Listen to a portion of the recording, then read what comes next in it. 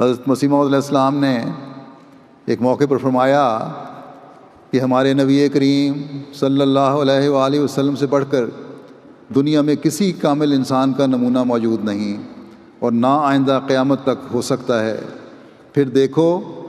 कि इक़्तिदारी मोइज़ात के मिलने पर भी हुज़ूर सल्लल्लाहु अलैहि वसल्लम के शामिल हाल हमेशा अबूदियत ही रही और बार बार इन्नमा अना बशरुम मिस्लुकुम ही फरमाते रहे, यहाँ तक कि कलमा तौहीद में अपनी अबूदियत के इकरार का एक जुज़ लाज़िम करार दिया, जिसके बदू मुसलमान ही नहीं हो सकता। सोचो और फिर सोचो, बस जिस हाल में हादी अकमल की तर्ज़ ज़िंदगी हमको सबक दे रही है कि आला तरीन मुकाम कुर्ब पर भी पहुँच कर अबूदियत के एतराफ़ को हाथ से नहीं दिया, तो और किसी का तो ऐसा ख्याल करना और ऐसी बातों का दिल में लाना ही फजूल और अबस है।